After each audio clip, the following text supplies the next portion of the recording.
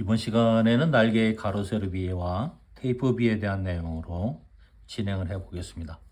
우선 날개의 가로 세로 비, 우리가 한자 표기로는 종횡비라는 말도 사용을 하고 있습니다. 한자 표기의 종횡비는 세로종 가로횡, 그래서 종횡비라는 표현을 하고 있고요. 날개의 가로 세로 비는 날개의 길이와 시위의 비로서 나타나지는 걸 말합니다. 자, 그래서 날개 가로 세로 비는 시위와 날개 길이와 시위의 비로 나타나기 때문에 시위분의 전장으로 표시가 되어지고, 그거는 시분의 비로 표시하며, 그것은 다시 날개 면적의 날개 길이의 제곱을 날개 면적으로 나눈 값이 되어지고, 또는 평균 시위 CM이란 평균 시위를 말하고요. 평균 시위의 제곱분의 S로도 표현되어집니다. 이렇게 표현한 것을 우리가 날개의 가로 세로 비, 아스펙트 레이쇼라는 표현을 하고 있죠. 이러한 가로 세로 비는 항공기에서의 유도 항력과 굉장히 밀접한 관계를 가지고 있습니다. 유도 항력 CDI는 파이 E AR분의 CL의 제곱이기 때문이죠. 여기서 AR은 종횡비, 즉 가로 세로비입니다. 가로 세로비가 클수록 이게 커지면 유도 항력은 작아지겠죠. 반대로 가로 세로비가 작아진다면 유도 항력은 커지게 되어집니다. 자, 그와 같은 형태로 놓고 볼 때 결과적으로 유도 항력이다라고 하는 형태의 것을 놓게 되면 항공기의 항력으로 작용되어지는 부분이니까, 특히 유도 항력은 양력 발생에는 필요 불가결하게 발생되어질 수 있는 항력이기 때문에 여기서 말하는 가로 세로 비는 매우 중요한 역할을 하고 있다. 우리가 일반적으로 글라이더라고 하는 것은 무동력기를 이야기합니다. 그래서 동력 없이 날개의 양력에 의해서 대기상에 비행을 할 수 있도록 되어진 것으로, 그와 같은 형태가 되려고 하면 종횡비가 20 정도로 매우 커야 한다. 종횡비가 20이 되어야 한다는 이야기는 여기에 값에서 20이 되어야 하니까 결과적으로 시위 길이에 비해서 날개의 길이가 20배가 되어야 한다, 이렇게 되겠죠. 그렇기 때문에 글라이더와 같은 경우에는 동체에서의 날개의 폭보다는 날개 길이가 월등히 길은 형태를 갖춰야지만 무동력으로서의 비행이 가능해진다. 동력 비행기 같은 경우엔 8.5 이하라는 표현을 하고 있는데요. 그것은 날개의 길이가 길어지는 만큼 날개의 전면에 부딪히는 항력이 커지기 때문입니다. 또 한 가지 동력에 의해서 나는 것은 무동력기인 글라이더보다는 속도를 가지고 전진을 할 수 있기 때문에 앞전에 부딪혀지는 공기력에 의한 항력이 커져서 무한히 길게 할 수가 없기 때문입니다. 글라이더와 같은 종횡비를 크게 가지고 있는 항공기 중에 제가 알고 있는 것으로는 우리가 U2라고 하는 그런 항공기가 정찰기가 있었습니다. 그런 정찰기는 날개 길이가 워낙 길어서 고공에서 시동을 끄고 급강하 상태로부터 하강 비행을 하면서 글라이딩을 해서, 동력이 없이 글라이딩을 해서 무동력 상태로 소리가 없이 상공의 비행을 해서 정찰을 했던 그런 항공기였습니다. 날개 길이가 워낙 길었기 때문에 착륙할 때 활주로 해서 날개의 양쪽 끝면을 받쳐줘야 하는 차량이 대기했다 착륙한 그런 항공기이기도 했고요.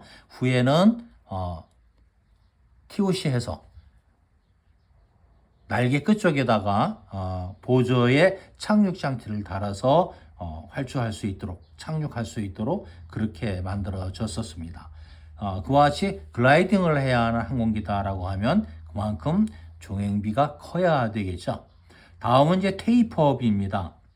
테이프업이다라고 하는 것은 날개 뿌리 시위에 비해서 날개 끝 시위의 폭이 어느 정도였느냐. 날개 뿌리 시위는 크고 날개 끝 시위는 작다. 이거 테이퍼라고 하죠. 이렇게 되어질 때를 테이퍼라고 하는데, 이것이 반대가 되어진다라고 하면 어떻게 가요? 이건 역시도 테이퍼지만 문제는 어디에 있을까요? 동체에 부착되어 있는 부착면이 좁게 되면 부착 강도가 약해져서 날개의 하중을 견딜 수가 없게 되죠. 그러다 보니까 항공기 쪽에서의 테이퍼는 주로 뿌리 시위는 우리는 뿌리는 루트라고 하죠. 루트. 그리고 날개 끝쪽은 팁이라고 하고 있습니다. 팁. 그래서 뿌리 시위 쪽에 비해서 팁 끝쪽이 작은 형태, 시위 길이가 작은 형태를 갖게 되어져 있습니다. 우리가 이러한 형태의 것이 뿌리 시위의 길이에 비한 끝 시위가 얼만큼의 차이가 있느냐에 따라서 테이퍼가 크다, 작다. 여기에 테이퍼 B와 테이퍼는 정반대적인 내용을 가지고 있습니다. 테이퍼 B라고 하는 형태의 것을 보면 테이퍼 B의 값이 크다가 되어지면 어떤 상태가 될까요? 뿌리 시위에 비교한 날개 끝 시위가 크다가 되어져야지만 커질 수가 있다. 하지만 뿌리 시위보다 날개 끝 시위가 커질 수는 없습니다. 그렇다면 사각 날개일 때 테이퍼는 정확하게 사각일 경우가 되어진다면 뿌리 시위나 끝 시위가 똑같은 상태이기 때문에 테이퍼 B는 1이 되어지겠죠. 대부분의 항공기는 테이퍼나 뒤젖힘을 함께 가지고 있음으로써 좀 더 빠른 속도를 낼 수 있도록 제작되어지고 있습니다. 그런 형태를 놓고 볼 때 테이퍼 B가 작다가 되면 테이퍼는 어떨까요? 테이퍼는 큰 상태가 되죠. 즉 날개 뿌리 시위는 크고 끝 시위는 작아지는 형태가 심화되었을 때 테이퍼 B는 어때요? 작아지겠죠. 근데 테이퍼는 어때요? 커집니다. 테이퍼는 큰 상태의 날개가 된다. 그래서 테이퍼와 테이퍼 B는 반대 개념을 가지고 있으므로 혼돈하지 않기 바랍니다. 테이퍼가 작을수록 내리 흐름은 날개 뿌리에 집중적으로 발생한다. 이 내용은 어떤 것이냐면 테이퍼가 작다가 될 때 결과적으로 테이퍼 B가 작았다. 테이퍼 B가 작다는 이야기는 뿌리 시위는 날개 뿌리 시위분의 날개 끝일 때 작을수록 여기서 테이퍼 B가 라고 표현했는데 그래서 이거 혼돈하지 말라고 이렇게 써줬습니다.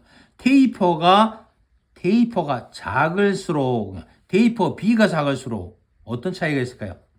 테이퍼 B가 작을수록의 내용보다는 테이퍼가 작을수록가 되어야 되겠죠. 테이퍼가 작을수록 그 이야기는 이 경사로가 적어질수록 뿌리 쪽에 날개 유도 흐름이라고 하는 것은 끝으로 갈수록 유도 속도가 빨라지고 뿌리 쪽에서 작으니까 이쪽에서의 내리 흐름 정도가 뿌리 쪽에 집중이 되어지고 끝으로 갈수록 유도 속도는 빨라지기 때문에 날개 끝 쪽에서 항력이 크게 실속 특성을 갖게 되어진다.